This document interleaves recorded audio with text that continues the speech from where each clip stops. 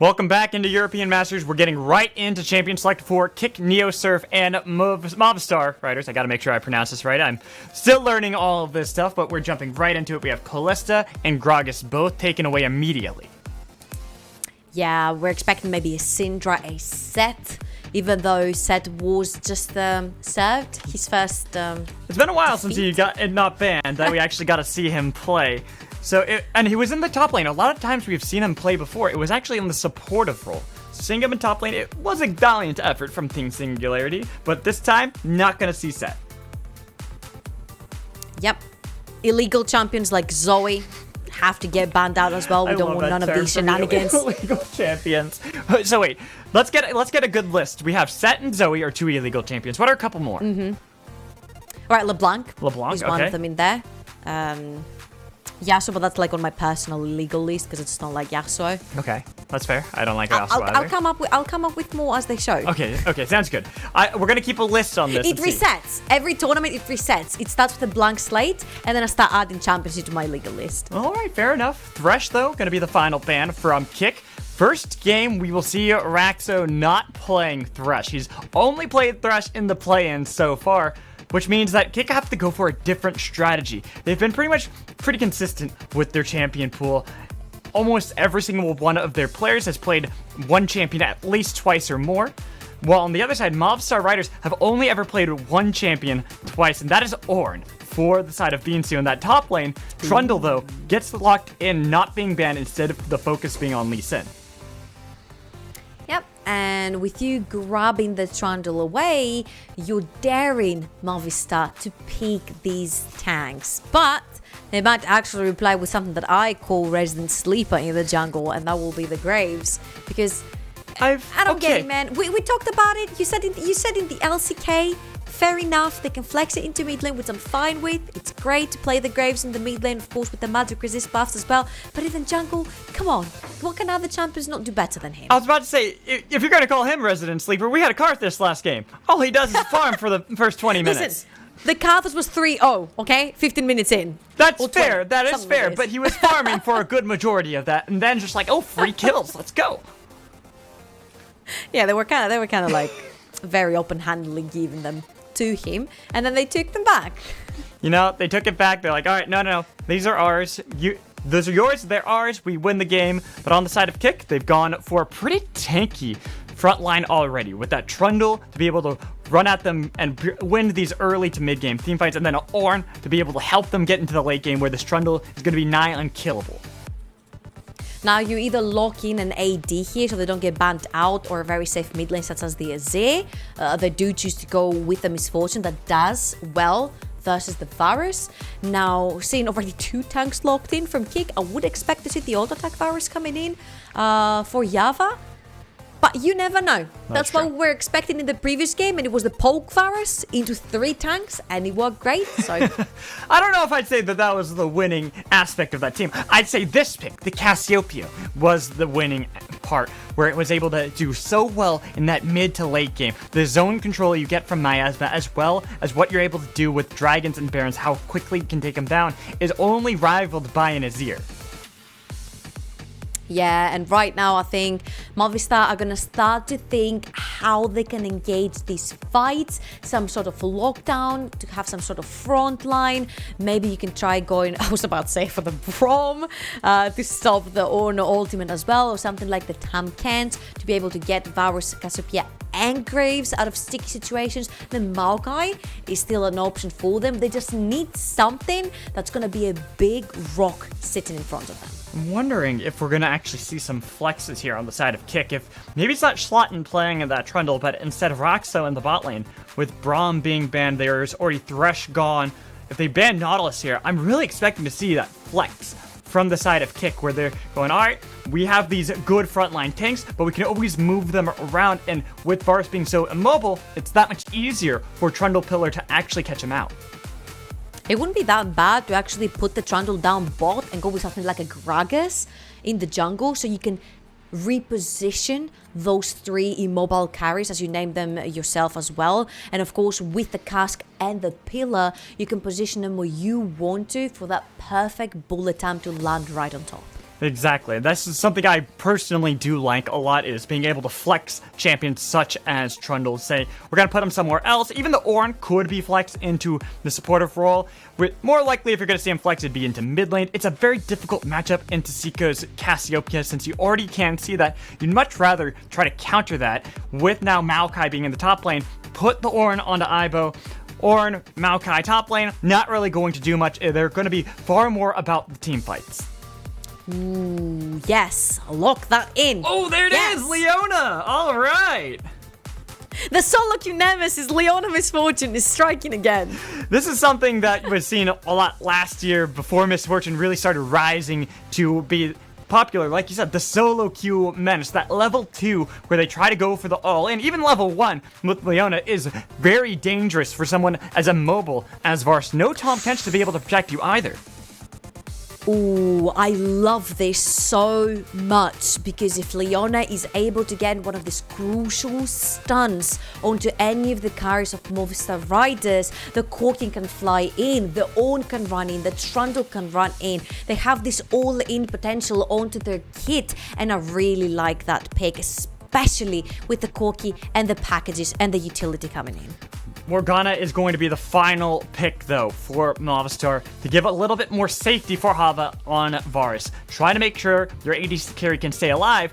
This is something that is seen as a traditional counter towards what Leona wants to be able to do. You're going to be able to push in pretty heavily. Varus is pretty good at clearing out minion waves fast. With the Tormented Soils as well for rhuckz, it's going to make it that much more difficult for that level 2 power spike where you want to see Misfortune Leona try to take over and dictate the bottom lane with early pressure.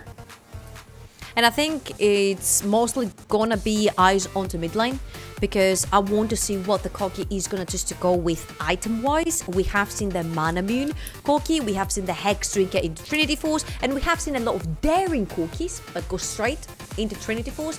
I don't necessarily think that he's gonna be too threatened by the Cassiopeia in the mid lane to go towards Hex Drinker. So if you wanna be able to push the priority back for your team, we could potentially do see the Mana Moon coming in here. I'm really curious to see how Xico's going to play this Cassiopeia Corki matchup, because like you said, it's not really got that much threat onto Matislaw unless you play the aggressive level 1 Cassiopeia. Having Conqueror as your keystone for this Cassiopeia might indicate that this is what Xico wants to do. Put a lot of pressure on a Matislaw early. That way you can get control and push them back so they're not actually able to get any sort of farm early. Usually, the thing with mid lane is that you want that first wave priority, especially when the two junglers are coming for the scuttle crab. You want to be the first mid lane moving towards there. And if we're talking damage wise, once the Q hits from Xico and then the fangs start falling into your flesh, then it becomes really dangerous. If that misses though, I'm pretty sure that Matislaw and Shlatan will have the damage advantage in the 2v2 jungle mid.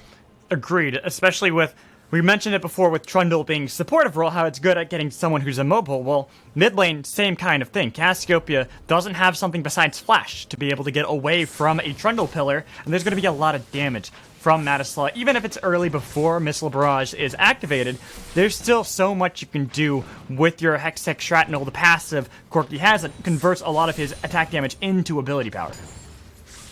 And we have to also keep in mind here that Shlatan rocking the Trundle and beansu on the Maokai is the only tank that Movistar has in this game. So it's going to be a no-brainer subjugate onto the tree onto the top side, which means that the two AD/AP carries from the side of K1ck are going to have a party hammering onto that tree. Exactly. You're going to make it a lot easier for you to be able to get a lot more damage out from the side of Movistar. Something that is always interesting to watch is when you see a Morgana played, because you don't see it too often anymore. But the greatest counter to her Black Shield is, of course, going for something that is physical. Having a Trundle pillar makes it so that you have a good path into not only the mid lane, but to the spot lane still for early ganks. And Shlatan is someone who likes to put a lot of early pressure around these objectives, such as the Rift Herald, where they try to play around that in order to win. If we think back to the last time these two teams met up with that messy fight that gave an early lead to Kindred, I'm wondering if KiCk are going to try to play a similar playstyle here. And you can argue, sure, the Black Shield might be life-saving, like you mentioned, because we don't see the Morgana a lot, so a lot of teams might not be keeping into consideration, oh, there is a magic shield right there that's going to stop the CC from landing. But all the CC coming in from KiCk, good luck picking and choosing who you're going to apply your Black Shield on if you're rhuckz. And even having that, the Black Shield isn't going to be something you can get rid of too easily on the side of KiCk. There's a lot of AD damage coming in from most of the sources, while Corki does convert a lot of his into magic damage. That's really the only way you can get rid of Black Shield quickly enough. And if he's not a part of the fight, it's going to be that much more of a trouble where you actually want to punish this Morgana or Varus for overstepping their bounds. At the moment, though, this works out for Movistar, where they can play aggressively, have this Morgana Varus lane pushing up into the Leona Misfortune. They're not going to be able to do this too much, and this is why Shlatan has to go topside to try to get a play on a beansu. Holding off onto the pillar, there's the flash. I was waiting for that. I was hoping the pillar would be held on a little bit longer by Shlatan. Yeah, this is going to be trouble right now for beansu up top because he might have to TP back into his lane. Actually, Aibo is not necessarily willing to push the wave really fast, but beansu is going to commit onto that teleport straight away. He wants to be able to unfreeze this wave. Look at where Aibo has it at the moment, just right here. It's so dangerous. It's so unfortunate for beansu. He needed to try to TP because he wants to unfreeze us. He needs to get this away. Good dodge, by the way, on that twisted advance onto the minion to get away from the knockup. But with this wave still frozen, he has to rely on Eloya to be nearby in order to even farm. Yeah, and as you can see, Eloya is pathing towards the top side right now. So he's trying to keep beansu safe since he's lost both of his summoners. This is pretty grim stuff going against a Trundle and an Ornn who have a lot of CC to chain between the two to keep the Maokai in place. But beansu is gonna create a freeze of his own in the top side. Good stuff right there from the Movistar top laner. So now looking over towards Eloya on this Graves, going up against Shlatan's Trundle, hasn't really been able to do much. This is why you don't like this is why you don't like Resident Sleeper. You always get bored of this, but it's the same kind of thing for Trundle right now. He had that one gank into the top lane onto the tank, but he hasn't really felt comfortable going anywhere else. Bot lane's a hard lane to gank because Black Shield. You also have mid lane where Xico is able to easily win out over Matislaw until Missile Barrage is leveled up by Corki. You don't have the best clear against Cassiopeia until then.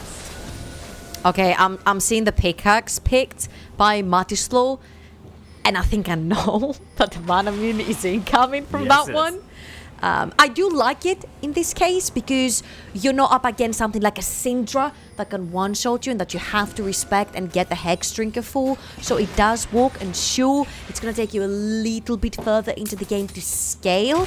But once you've got that Trinity and that mana mune into Mirror Mana, you can start taking these fights. Then you're going to lock in the Infinity slowly but surely. So I like it here. You need to have the wave play, you need to have more mana into your kit to push the Cassiopeia back and not allow the roam that Xico is having right now. Going on to this Ocean Dragon, gonna really help out Xico's Cassiopeia, but this means that KiCk have to make a play somewhere else on the map. They're looking for this top lane play. Nature's Growth gonna be able to lock down Shlatan, but a good knockup comes in from Aibo. There's no flash anymore for beansu. He's trying to see if he can escape. Flash comes in to be able to just secure that kill and get first blood on the side of KiCk. First blood traded for the dragon. I think that KiCk knew that there was going to be a play happening no matter what that was from Movistar into the bot side, and they had to make a move right here. beansu, unfortunately for Movistar, was the target, having no summoners, banned them in the previous gank, and very few mana into his disposal. He does get the double root, so he's like, maybe I can make it out. I like the sound effects he gave to it. I can do it, I swear. He was really trying, man. And Aibo does commit his flash as well. So if Eloya wants to go and set up for a gank in the top side, again, they have the setup with the Maokai to hit back a little bit. But it was traded first blood on the side of KiCk, and the gold over to Shlatan since he was the one who got that first gold. But it was with trade on an Ocean Dragon and a couple turret plates in the spot lane. Since JaVaaa and rhuckz can easily push out, you have the double range into a melee support. It's a very hard thing to be able to lane up especially for Puki style, where you want to be able to play aggressive. You pick Misfortune Leona to bully a lane, and it was countered by one pick in rhuckz. See, there's a thing that I've been thinking over and over again when the Trundle gets picked. It sort of forces the opponent team to not necessarily get a tank. This time, sure, they have gone with beansu onto the Maokai, which, like we said, is a no-brainer subjugator. It's always going to be going onto him. Now, the rest of Movistar, if you look at them, they are super immobile and super squish. The pillars and the Ornn knockups and the Leona stance are going to be crucial. So, like you said, Shlatan really likes forcing these neutral objectives, and once Movistar have to go through the choke point to check these objectives, and all of the CC lands onto them, and rockets and bullet time, baby, this is gonna be spicy. Zone control abound for K1ck. They have so many tools to be able to utilize these chokes, but same thing goes for Movistar. Really, I am looking at what you said before. Who is going to be the first to move out of this mid lane? Xico or Matislaw? That, in my opinion, is where I'm expecting to see the most play around, and who will actually be able to take over this mid game. Yeah, possibly it might be Matislaw when he gets his first package in the game to try and make a play together with Shlatan. You see that Shlatan just got uncontested Rift Herald up top side with Eloya not being able to trade it for any other objective. It's going to give the blue to his mid laner as well. So Matislaw is going to be able to wave clear without necessarily his tier being stacked yet. And this is where we have to keep in mind the package. And Movistar also has to keep in mind that when the package comes in, that Corki might be flying through your lane. But Eloya saying we're not even going to worry about that. The package isn't there yet. Matislaw hasn't gone back to be able to retrieve it. Instead, we're going to try to go for a dive. The first call, the trigger has been pulled now by Movistar as they're looking for this dive.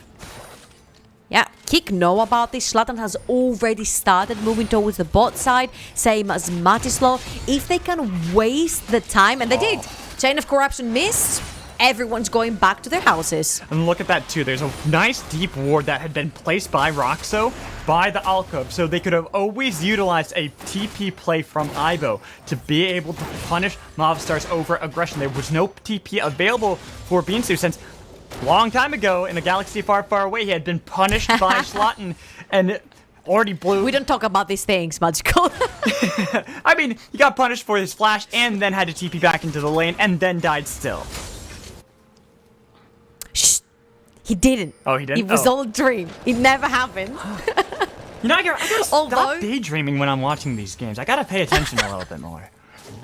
Although that gang that you mentioned has set Ibo ahead. He's one level ahead already. Abyssal Mask completed, so first item is there and ready for the Ornn, ahead in gold, so he can start making the plays. He can start being less scared of the Graves coming into his lane because he has all these extra defensive stats onto him. And Shlatan is able to stroll around the place however he wants.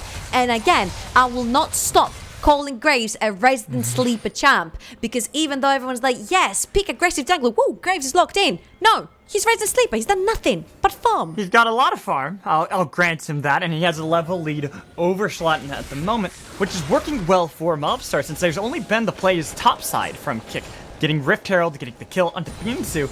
They haven't been able to translate that elsewhere, where you'd like them to be able to get Matislaw out of this mid lane, make a play bot lane. They're trying, but failing to be able to find those plays.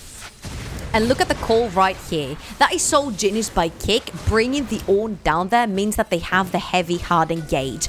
Movistar, if they want to bring their own engage in, beansu is going to have to waste the time and TP. Looking for zone control, getting the knockup on to Eloya. They're chasing down Graves, saying you're not tanky enough. You're not going to be able to escape from Ibo. He's the real tank here. rhuckz a little bit too far out as well. Everyone on K1ck continuing to chase. They're able to get the Zenith Blade onto Morgana, but Xico in the middle of everyone. Good knockup comes in, but a better petrifying gate to be able to delay. Only for now. Bullet time rains a little bit of damage on to beansu. It's traded back by the bot lane. JaVaaa rhuckz able to thwart K1ck from pushing any further. That was such a chaotic fight where Puki did not get a single auto attack the entire duration of this skirmish. And I understand why K1ck would start this off. It's because they caught Eloya here. Eloya engages onto the Corki, and then because the Ornn is there, he's able to get that hard engage. Then Raxxo is going to get the ultimate on him as well. And even though the Morgana really tries to save her carry right there, this is not going to be successful. Again, look at Puki. He's super far away, and they're able to sort of isolate K1ck and take them down with the Chain of Corruption hitting from the Varus. So all in all, it was a good stuff from Movistar to turn this around and trade 2 for themselves. Make it so they don't lose too much, even with now Shelly having rammed into the mid lane, getting a couple of plates over to the side of K1ck. It wasn't enough to get through the majority of them. They still have 2 more plates. Movistar now rotate into the mid lane, trying to get this minion wave to push up into Matislaw and then fight around Mountain Dragon. And there's also the question, is it worth it to go for plates, or is it worth it to just go for a tower that's already low enough and then use the Shelly with the true damage and take it straight away? I would say here, because you're cashing in on the Corki, and because this is a mana min Corki, and you know you're going to be fighting much later into the game than you otherwise would with a straight up Trinity Force Infinity as Corki, it's good to just cash in and give him some room and some more gold to get through that mid-game phase where he's not necessarily that useful because a mana min Corki isn't that great yet. Not yet. Has to be able to scale up. The Trinity Force is usually that power spike everyone talks about for Corki, and having to delay that power spike makes it so all he's about is trying to stack up a little bit of mana, get towards the Mura mana where he's going to feel a lot more impactful, and then we'll even have Trinity Force completed by that point. Until then, he's going to continue to push in, try to see if he can get a little bit more chip damage onto this tier 1. If he's able to get it low enough, there is always that play that K1ck can then rotate mid lane, force back Xico, who's so low and can't actually fight against Matislaw at the moment. Yeah, and you see that Matislaw has to be extremely cautious of Xico and how and when Xico ults, because if you get close enough to put that auto attack down onto the Cassiopeia, you are into range of the petrifying gaze. So you see Matislaw is very cautious right there when he's putting his auto attacks down. rhuckz showing up in the mid lane, Black Shield on top of himself, but it's going to be the pillar that can make it so you have to go around. You can't Black Shield through any pillars, and that's the problem we talked about earlier with Morgana. Unfortunately, there was no damage onto him. Instead, it was all put onto Xico. So rhuckz was like, I'll stay safe, I'll be fine. And they're like, we're not going to even focus you. We're going to focus the actual carry. That way, we can maybe make a play in the top lane. Good flash comes in from Hava trying to delay. Ivo not able to land a lot of this to be able to get the knockup. It's going to be the ult coming in the background. Trying to see if they can lock down Hava, but it's going to be the shutdown instead onto the tank. All the while, mid-laning, Xico did finally fall to the fight. And here comes beansu using Nature's God, knocking back Matislaw into the turret to be able to pick up the kill. Wait, what? Matislaw just tanked the turret here. What is that now? A 2-for-1? And K1ck take and engage where JaVaaa is able to dodge everything. Happy feet all the way for the Movistar ADC. He dodges the ult with the flash. He dodges the knockup by sidestepping. What a godlike play right there from the ADC of Movistar. And I think this was the reason that they got the top lane tower as well. And now they do have the first step onto the river, which could mean Shelly is going to go down. This will help out Movistar so massively. Last time these two teams faced off, it was a bad Rift Herald fight that got K1ck and massively. They had already had about a 5,000 gold lead at this point in that game. This time around, it's much closer, within 2,000 between the two. Movistar, though, will not relent. They're going to continue this pressure onto K1ck and say that that game was all but a fluke. We fell behind early, and we have a far better scaling comp. Xico, though, has to be a little bit more careful when he steps out. Got a good petrifying gaze, a lot of damage back on. Trying to use that Conqueror, might be able to turn it around. Xico will get a kill, 1v2. Seraph's coming in clutch for Xico right there. He manages to get that HP regen through the claws. He gets that last minute shield right there from the item as well. And Matislaw, even though they try to 2v1 the Cassiopeia, Xico is the one that comes out on top, because when there's more than one body committed to kill another champion, there should be a movement somewhere else on the map from this team. And you see right here, beautiful petrifying gaze by Xico. He doesn't care about Rhuckz's Leona because Leona is not the one that's going to be dealing damage. So stunning the Corki was so crucial right there to get that 1 kill return. And where the gold now goes, Xico still a little behind Matislaw, despite the fact that it was a great 1v2 play. The majority of the gold for Movistar is Take one step JaVaaa, down, though. That is where you're trying to put it all. Yeah, JaVaaa, I think he deserves it at this point. He has been playing very, very well. The laning phase, dodging, all of these abilities coming his way. Keep in mind, though, for the next fight, which is most likely going to be in 40 seconds for the Infernal Drake, there are no summoners available for the Varus, meaning Ornn's job, Leona's job, and Trundle's job is becoming that much more easy. Might not be able to escape next time. Though I'm still not even looking at JaVaaa. If Xico is able to 1v2 at 0 and 2, I expect that this is going to be all about how this Cassiopeia plays the fight. JaVaaa might just be bait, just wailing away on these tanks. I know, it's like I said this before. Wait a minute, this guy has been playing out of his mind. Everyone throws at him CC, he's like, haha, you cannot catch me because I'm too good at moving around the map. And? Well, right now, beansu had to flash away, just trying to survive. Wait, what? Go flash. What? Okay. You know what? It's a flash forward. It's a mind game here. That's what it is. You know, I was talking with Excandrel yesterday. Oh, I'll tell you after this one. Right, tell me after this one, because it's about to be a fight. Gonna be able to get the solar flare. Pretty good bullet time on the other side, but not gonna be able to get enough damage. And you can see how JaVaaa is able to stay away from everyone, allowing Xico to be able to rip apart the backline of Kick. They're all bounced around. Killing spree for JaVaaa. Okay, you said that was a good bullet time. I think it was a pretty bad one. I'm so sorry. It hit only one member, and Puki style has not been able to play these team fights at all. Twice I've seen him bullet time, twice it has missed. He needs to position a little bit better to make these ones work because his team does have a lot of CC to utilize that. Xico right there, he was pressing the D button. Don't go. We're doing dragon. And the D button was flashed, so he accidentally pressed it instead of typing in the chat. And you see right there, sure, they get them in the choke point, but the bullet that is in between everybody. Had he waited a little longer, when Movistar actually tried to come through the choke point to chase Kick, it might have been a more successful fight, but all in all, Kick end up again losing 2, and a 2,500 gold lead goes Movistar's way. With Movistar also being at Infernal Soul point 1 more, and they're going to be able to have an explosive amount of damage. They've already been doing so much. Their composition skills immaculately here in this mid game. Well, you might say the resident sleeper Graves, this is his power. This is where he starts becoming and feeling like a champion. Okay, I haven't seen him at all in the game, okay? Don't you... Listen, I'm gonna put him on my legal list. That's because he's so boring to watch. Eloya is just on the map as a farming machine. He's like, you guys doing great, darlings. You're doing amazing. Oh, look at this. JaVaaa absorbs so much pressure. See?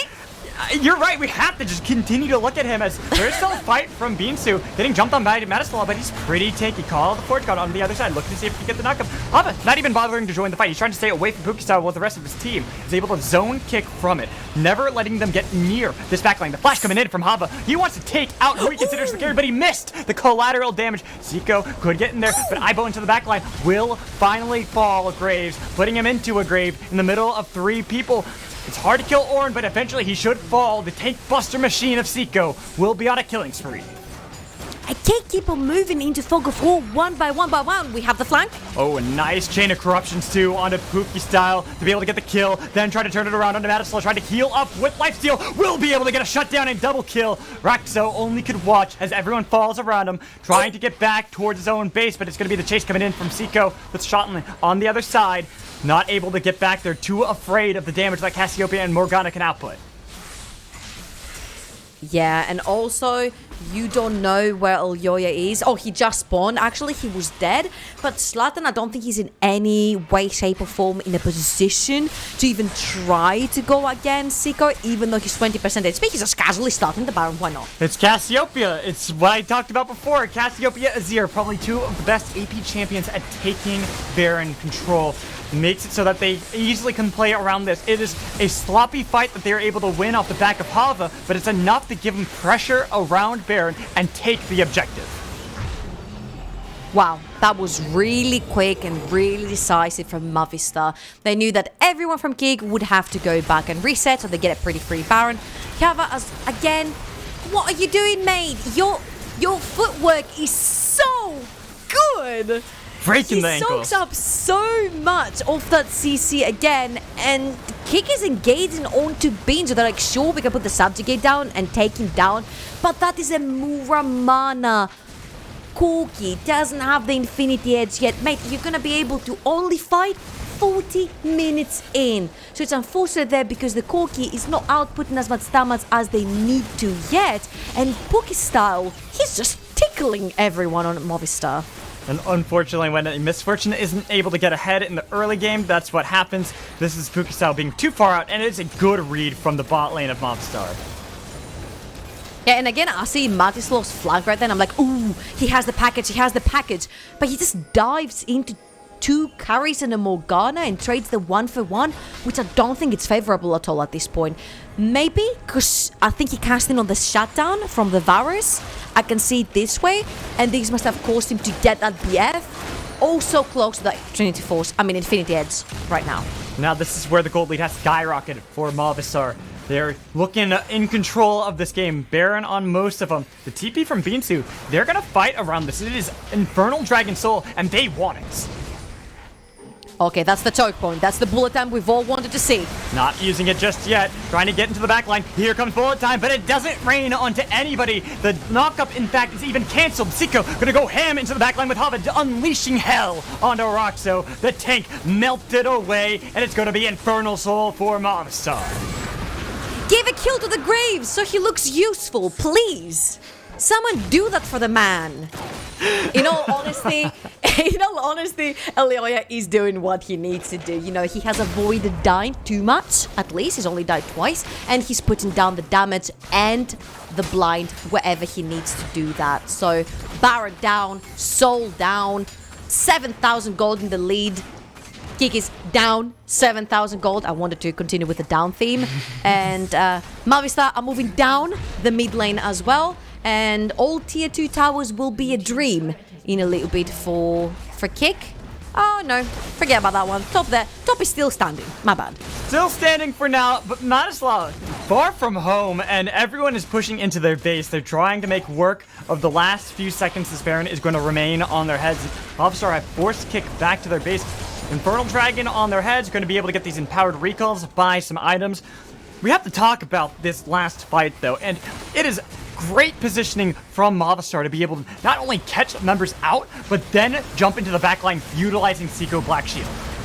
I don't know if you're seeing that Xico on the Cassiopeia front line, because that's how much he does not care about the front line of Movistar. He's like, well, the stuns are going to land behind me to try and catch the so-called quote-unquote carries, but if I'm on the front line, haha, 500 IQ play, they will not think I'm a carry. Xico annihilates K1ck right now. That Cassiopeia is huge. Massive with Seraphs completed, Landry's rallies, the typical build. But this is just the mid game. We're only 25 minutes in the game, and you're already at 3 items. You look on the other side. Matislaw still working on getting those items, trying to feel impactful. Needs Infinity Edge to really be able to rain a lot of damage onto the heads of Movistar. Same goes for Puki style. Not having that build that was going to make you feel a lot stronger going up against an on-hit Varus, a Cassiopeia, and even a Graves who might be 1 and 2. That's still enough damage to be hurtful. And I was really worried because I'm like, oh, the Varus doesn't have enough front line to start putting down these auto attacks and charge them up to join the team fight. Oh! Looking for the team fight, but the one they're jumping onto is beansu. You can't really cut the tree down just yet. Bullet time is going to be able to help get the shutdown for Matislaw, but everyone else is out. They're able to jump on to the members. Raxxo falls first. Everyone else trying to disengage, but they're going to be able to get the Dark Binding on Shlatan, getting him to flash away. Wrong way, too. His base is back the other way, guys. You got to get there. Slow comes in. Eloya wants to be able to cut down the troll. There we go. It's him out. And with that, they can now march it down mid. Graves got his very well-deserved kill, Magical. This is where it all ends. I'm pretty sure it was ending before then for the side of K1ck. They have been out of control since this mid-game. JaVaaa 7-1-4 has, I think, a 4,000 gold lead over Puki style. When your Varus is that far ahead of a misfortune, you know the game's pretty much over. Yeah, K1ck doesn't really have a way to get through the tank line from Movistar because sure, they only have the Maokai. Sure, the subjugate is gonna fall on him, so he's gonna lose a lot of these defenses. But you saw 5 members beating down onto beansu, and it took so long from K1ck to kill that tree. So it's like, it's quality over quantity, right? You've got the really strong tank versus the two, alright, very decently tanky tanks. With the fact that K1ck also have no real way to cut through that tank fast. They've gone for traditional builds. They have an executioner. That's what Morgana does to you, man. There's no armor pen. They need to be able to get through him, and they can't. I understand the way that Matislaw wanted to play the game. He wanted a much more slow pace. The bot lane was meant to be winning. The Leona misfortune into the 2 immobile bot lane from Movistar. And getting the mana, I mean, you're like, we're going to play it slow paced, I'm going to charge in all that mana, and then I'm going to scale 40 minutes in by having my Trinity Force back then, maybe my Rapid Fire Cannon as well. It hasn't really gone that way, so going through that build early game does take a lot of the power.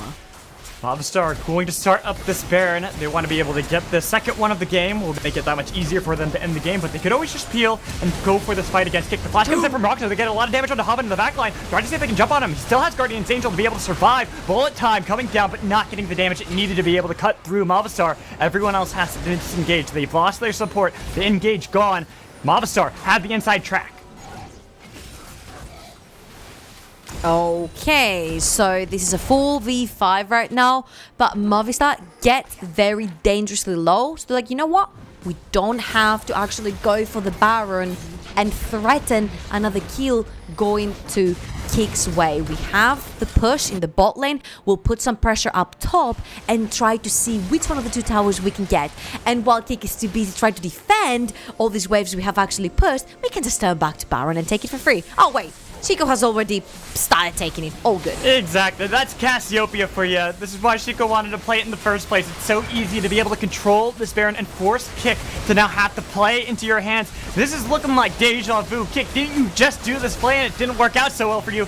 Xico flashing forward, gonna be able to get the kill and unstoppable in the face of adversaries. Easily able to cut through them. Had to go golden to be able to survive. It's shut down by Matislaw. The flash is coming bound from K1ck, trying to survive just to get out of there alive, but only one was cut through on Movistar, with 2 trying to run away. Going for the hills, Matislaw. This is looking familiar. Your base is the other way. You gotta get home before you lose it all. Yeah, your base is the other way, and it's also under attack because 3 members of Movistar are there attacking it. Now, Maokai is going to join them as well. I don't know if Aibo and Matislaw can actually defend They're this. going to try if they can. There's a lot of movement speed coming in from this Corki. They get a lot of damage onto JaVaaa, but he still has Guardian's Angel. That has not been removed, and they have removed Matislaw from the equation, taking him out. This is going to be Movistar going up to fight toe-to-toe with Shlatan No Fear Evolution. They're both 3-1. Ooh, so the Spanish representatives are showing some soul here. K1ck were able to dismantle them last time with just 1 pick. That 1 Kindred was the one that sealed the deal the previous time these 2 teams matched. And right here, Movistar came in very well, calm, collected, knew how they wanted to play their game, and it looked like they turned around that bot lane, the Varus, Morgana. It seemed to not be working earlier into the game, but later on, JaVaaa on that wow. Yeah. The footwork on this guy, wow. And it's a mobile AD carry too, having that kind of footwork on someone who's considered easy to get. If you're good enough, I guess you're mobile. Yeah. Well done, though, from Movistar Riders. With that win, they have it so that if they win their next one against Schalke No Fear Evolution, they will guarantee a spot in the quarterfinals. For now, we're going to toss it over to a break, and when we come back, we're going to have an interview with Daylord and see how he feels about that last match.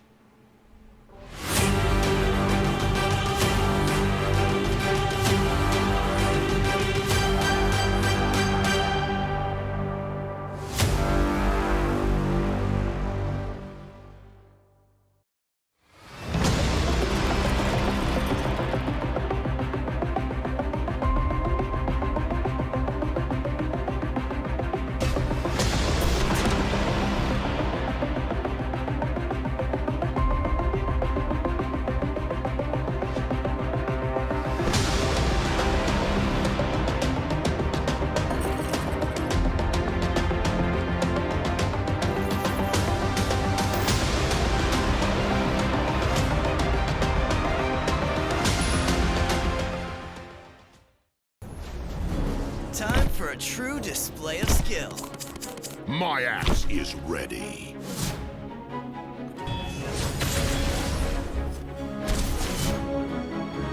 Witness true strength. A gift from me to you. Ooh, ooh. Another soul lost. Death by 1,000 cuts.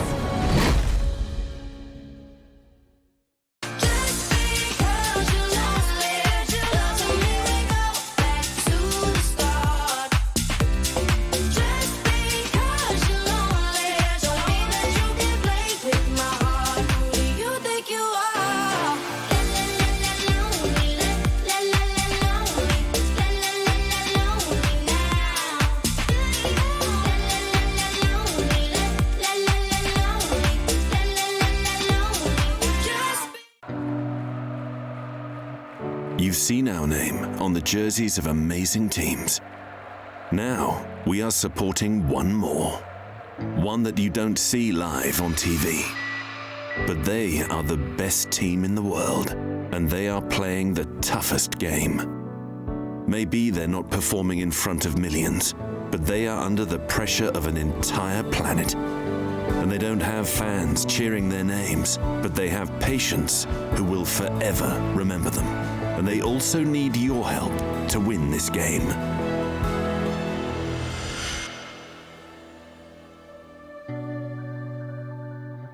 Stay home like a pro.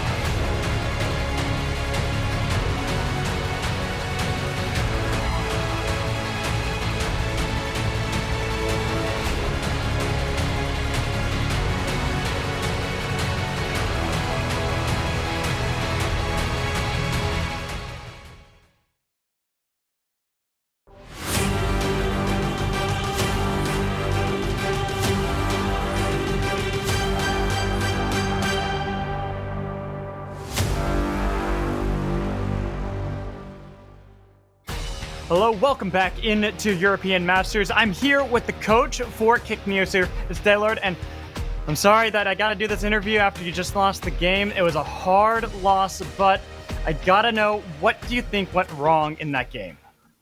Hello. Well, I think that EU Masters is pretty hard tournament, and yeah, I know because I've been there myself. You know, we were playing actually finals. We lost to Ornn, and I know how tough this tournament is, and I'm pretty sure my players know that as well. And we're gonna come back stronger for sure. I mean, the Spanish players played today really well, and I think we misplayed some fights. Maybe we messed up in the draft phase as well, but. It's we are still in the game, and we can make it for sure. So yeah.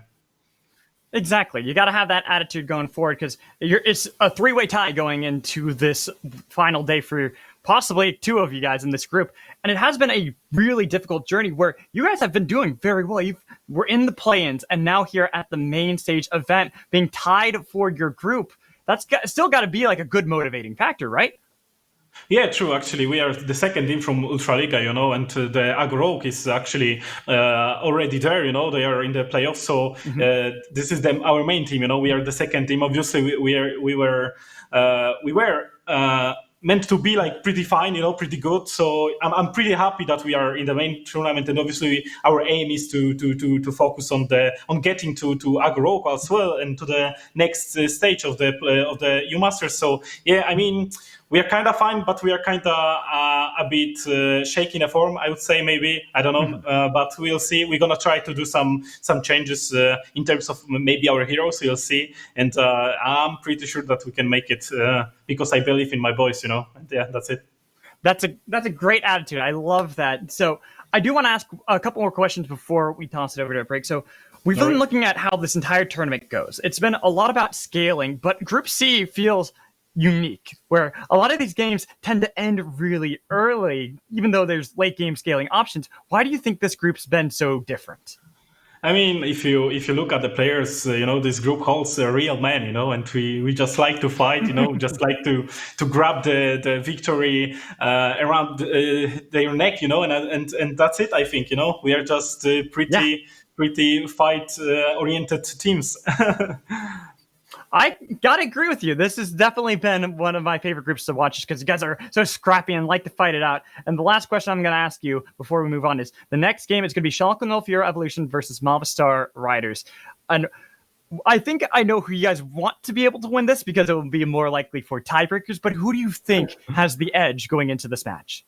I mean, both teams are pretty great, I would say, and I think both teams can take it. So I will not say that Schalke will win or Movistar will win.